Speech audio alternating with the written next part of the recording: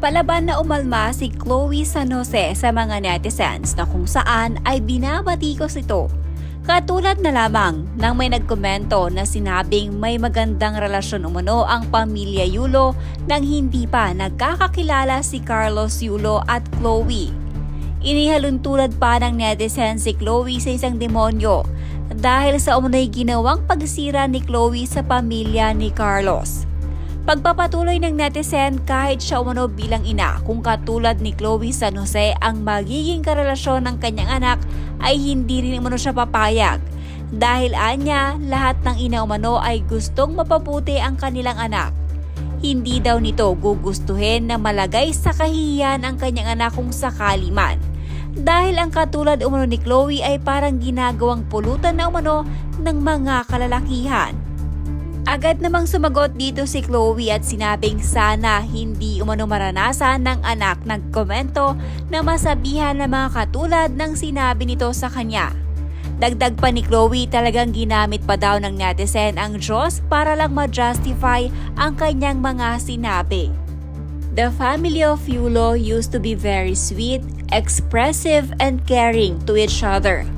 Until a demonyo came into his life and removed his simplicity, innocence, and broke his principles in life, especially when it comes to love of family.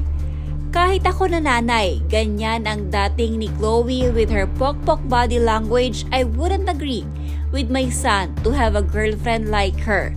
We all want the best for our children.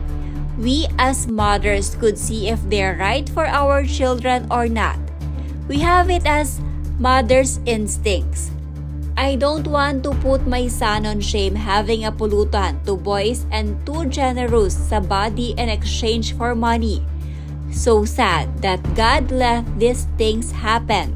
But I believe that God is not sleeping at the right time. Chloe will get served for breaking a good family. Narito naman ang tugon ni Chloe. May anak pa naman po kayo. I hope na hindi siya maka-encounter experience na sabihan ng pokpok in the nearest future. At talagang minimension mo po si God just to justify your comment. God bless na lang po talaga sa mga people like you. Hindi pa natatapos dito ang mga sinagot ni Chloe San Jose na mga komento ng kanyang mga kritiko. Dahil maging ang komento na kung saan inihalantulad si Chloe kay Chucky Bright ay umalma din dito si Chloe. Komento ni Chloe ay accurate umano.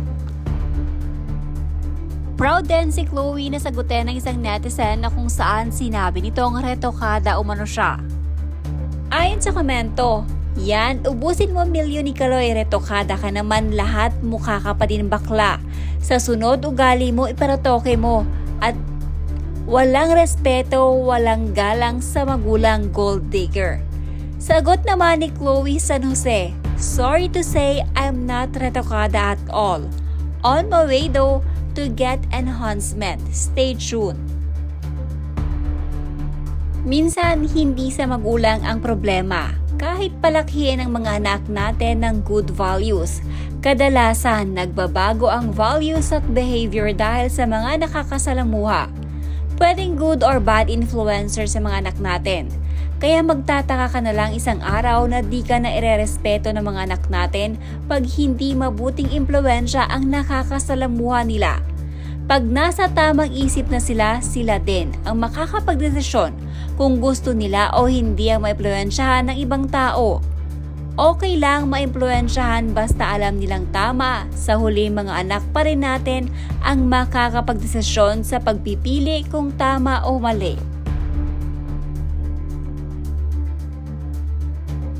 Nagbebenta ng iPad sa halagang 50,000 sa sariling boyfriend. Akala ng lahat super yaman kasi laking Australia. Mahilig sa bardagulan kaya di nakapagtataka kung pati nanay ng boyfriend kinakalaban. Mahiya ka te. Feel mo na masyadong pagiging fake wife mo. Awayin mo lahat kadugo ng jowa mo para wala kang kaagaw sa yaman ni Kaloy. Proud pa si girlfriend. Dear Kaloy, sana mapansin mo naman parents mo. Forget the issues about money. Remember, parents mo pa rin sila. Isipin mo na lang yung mga masasayang araw nyo. Nagkakasama kayo nung ikaw ay single. I mean, walang girlfriend. Diyos na nga nakakapagtawad, ikaw pa kaya? Good karma is real talaga. Malalaman mo talaga kung kanino pabor si Lorde. Yung pamilya ni Kaloy ayon live ng live para makakuha pa ng sympathy sa mga tao. Feeling kawawa, while si Kaloy, blessings na yung lumalapit. I admire you, Chloe, for being brave and strong despite the constant bashing you receive. That's the kind of personality I wish I had too. I tend to be overly dependent on what other people think of me, which often makes me feel like I'm just following along without a say. I can relate to Carlos Yulo in some ways. There are parents who treat their children as investments. Sometimes, when we feel that our parents' actions aren't right and we start to speak up, they think we're rebelling. I hope that one day you find peace. I also hope that Carlos' family finds forgiveness too. May there come a time when forgiveness exists between all of you. As netizens, we don't really know the full story, only you do. We're just reacting to every word throughout. I truly hope this ends soon. I still want Carlos Yulo to be recognized for being a successful athlete who has greatly contributed to the honor of our country. Pansit ko lang din kapag nasa Pinas si Chloe, di makapagparinig sa magulang ni Carlos. Pero pag nasa ibang bansa, panay tira niya sa family Yulo. Bahagang buntot nito, matapang lang kapag malayo.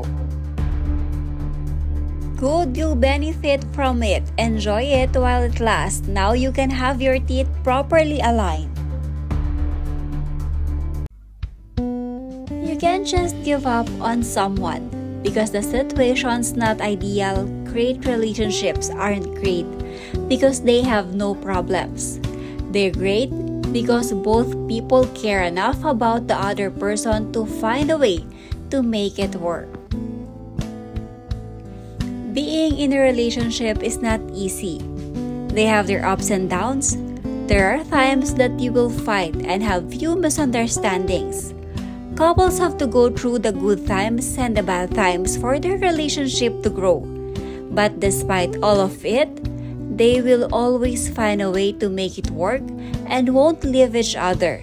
When troubled, just think of the happy times and read some relationship quotes that might help you think positively towards your relationships.